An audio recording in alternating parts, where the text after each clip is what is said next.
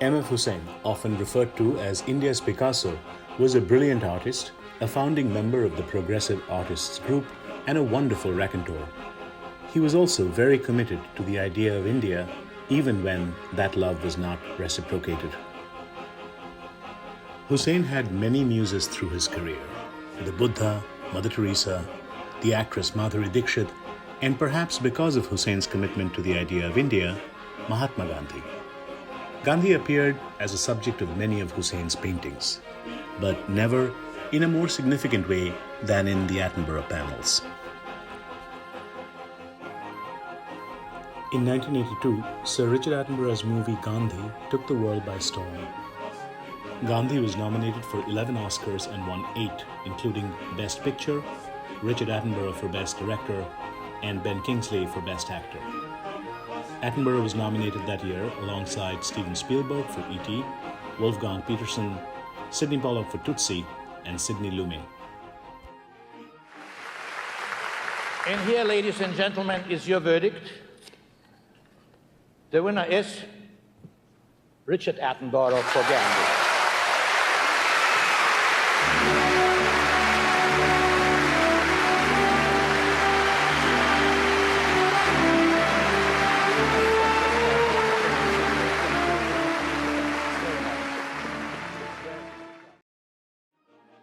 Husain probably had Sir Richard Attenborough in mind as the collector of the work, something which did not come to pass.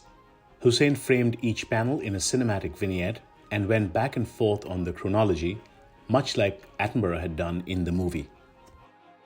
Back in India, the success of Gandhi moved M.F. Husain to paint Untitled after Gandhi or the Attenborough Panels.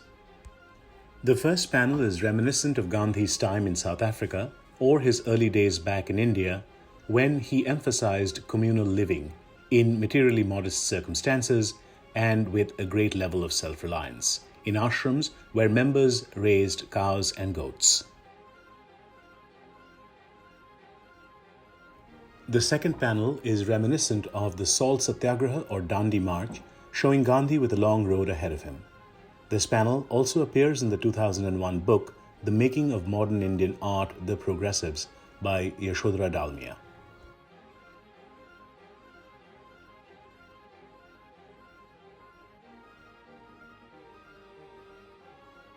Writing about the inclusion of this painting in her book, Dalmia says, "This image was given to me by Husain as an epitome of his beliefs.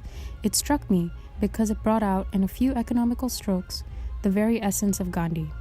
His simplicity, strength, truthfulness, and catching the pulse of the people are all embedded in this work."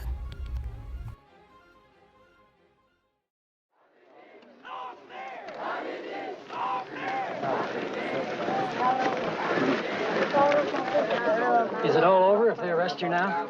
Not if they arrest me or 1,000 or 10,000. It's not only generals who know how to plan campaigns.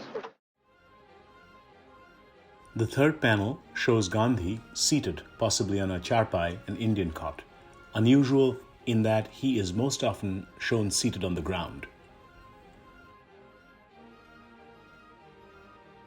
The fourth panel probably shows Gandhi head tilted so far back that we cannot see it at the moment of India's independence. Gandhi went on a hunger strike and was successful in halting a riot between Hindus and Muslims by threatening to fast himself to death.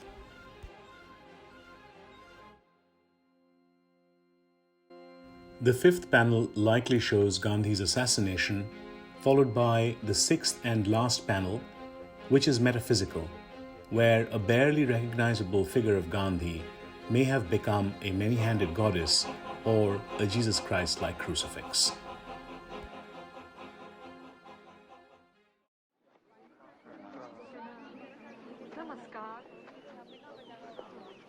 Brother, Papu is already late for prayers.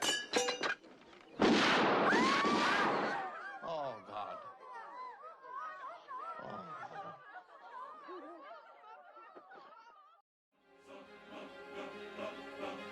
Untitled After Gandhi is a unique painting for several reasons.